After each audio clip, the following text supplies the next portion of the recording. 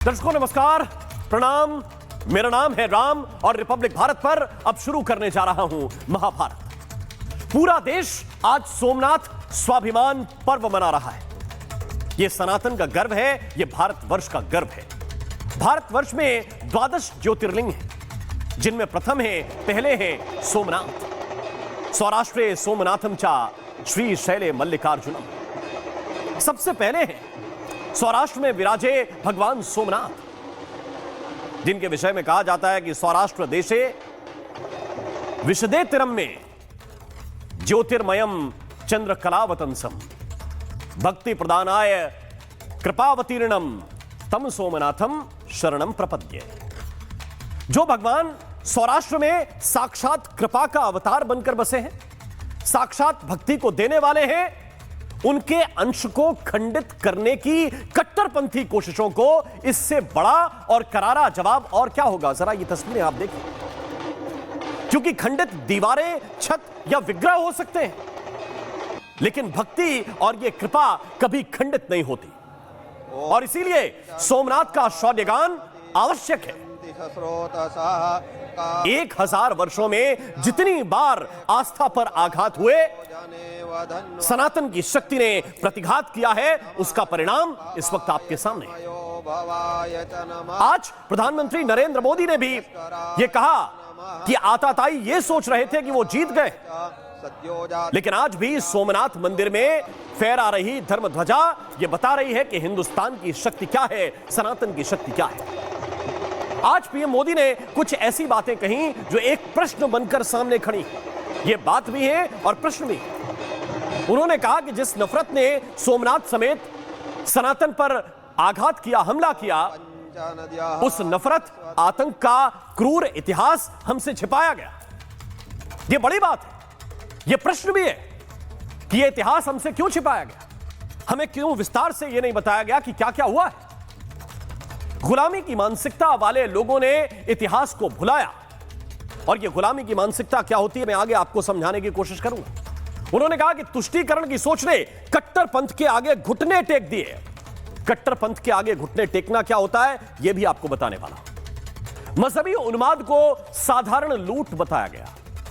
मजहबी उन्माद था, सोमनाथ पर किया गया हमला, उसे हमें यह बताया गया कि कुछ गहने, कुछ सोना, यह लूटने के लिए वो महमूद गजनवी गजनी से आया था।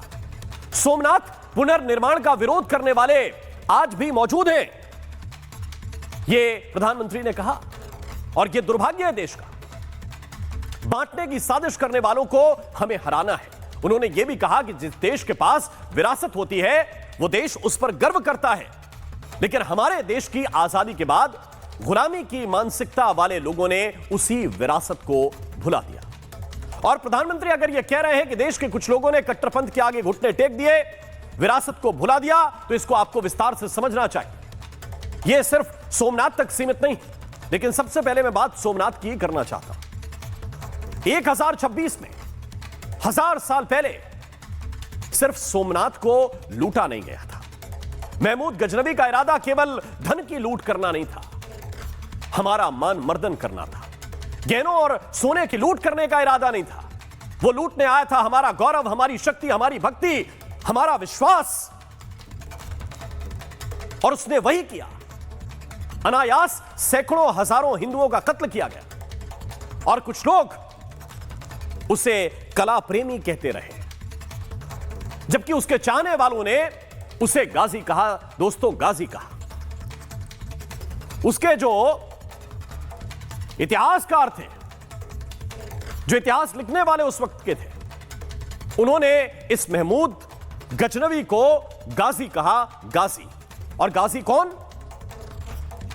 परिभाषा यह कहती है कि जो काफिरों को मारे, जो हिंदुओं को मारे, गाजी वो। गजनवी को गाजी क्यों कहा गया यह आपको विस्तार से जानना चाहिए, इसके लिए पढ़ना चाहिए। सोमनाथ के उस विभत्स हमले में गजनवी के साथ उसका एक भांजा, बहुत छोटा था उस वक्त, सैयद सालार मसूद, यह भी आया था।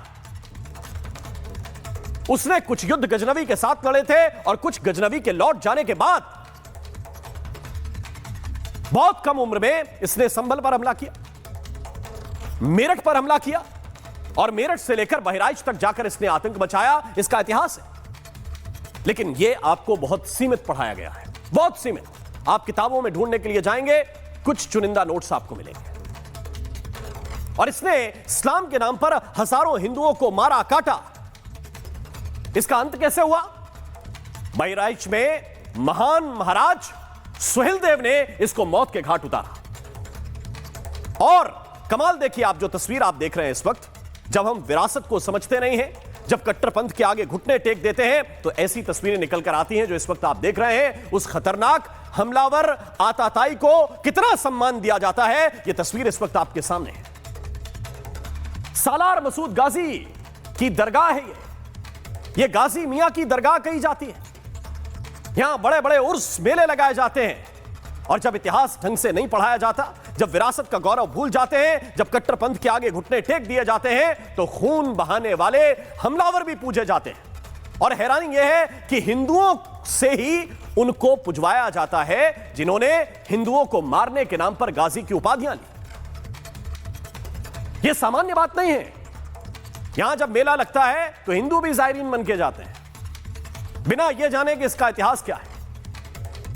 यह नेजा मेला है, जरा देखिए, पिछले वर्ष इसे लगने नहीं दिया गया, संभल का। यह भी इसी सैयद सालार मसूद गाजी के नाम पर लगता है। और कहा जाता है कि यह तो हिंदू मुस्लिम एकता का प्रतीक है, हिंदू मुस्लिम एकता का प्रतीक है। यह योद्धा, यह किस नजरिए से पूज्य हो गए? यह किसी जमाने के आताताई, यह किस नजरिए से पूज्य हो गए? आपको बाबर याद होगा। यह बाबर भीषण आताताई था, बड़ा आक्रांता था। यह दिल्ली जीत चुका था, तब तक गाजी नहीं हुआ। यह दिल्ली में इब्राहिम लोदी को हराने के बाद भी गाजी नहीं हुआ। यह खानवा की जब लड़ाई 1527 में लड़ता है, तब जाकर बाबर गाजी बनता है, क्योंकि वो लड़ाई इस्लाम के नाम पर लड़ी गई और हिंदुओं को टारगेट करके जब बाबर वो लड़ाई जीता तो उसको गाजी कहा गया। औरंगजेब की कब्र यह विवाद का विषय रहा। औरंगजेब को उसके चाहने वाले गाजी मानते हैं। क्यों? ये अकबर को गाजी नहीं लिखते, ये औरंगजेब को गाजी लिखते हैं, क्योंकि उसके शासनादेश ने कई मंदिरों का ध्वंस किया है। चाहे वो मथुरा हो, चाहे काशी विश्वनाथ हो। यह इतिहास बहुत सीमित आपको पढ़ाया गया है। मदुरै का आखिरी सुल्तान सिकंदर शाह बादशाह, जब विरासत के बारे में हम कम सोचते हैं, तब ऐसी तस्वीरें निकलकर सामने आती हैं। यह आखिरी सुल्तान सिकंदर शाह बादशाह, यह देखिए, यह उसकी दरगाह है मदुरै में। और इस पहाड़ी पर एक दीपथून जलना था, दिया जलना था। वहां की डीएमके की सरकार ने यह कहते हुए उस दिए के लिए जो माननीय हाईकोर्ट ने ऑर्डर दिया था, वो उस ऑर्डर के खिलाफ चले गए और उन जज के खिलाफ महाभियोग का नोटिस लाया गया। और ये सुल्तान सिकंदर बादशाह ये क्या करता था, इसका इतिहास आपको शायद पता नहीं होगा, लेकिन इसके नाम पर दरगाह है।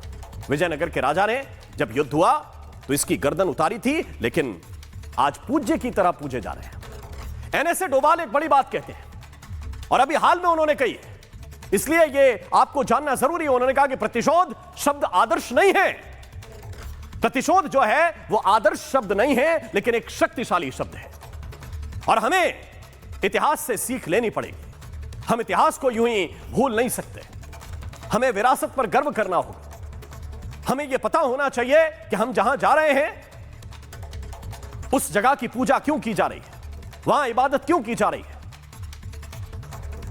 और उसका संपूर्ण इतिहास क्या रहा है। आपको क्या पढ़ाया गया, क्या नहीं पढ़ाया गया, यह आपको सोचना पड़ेगा, समझना पड़ेगा।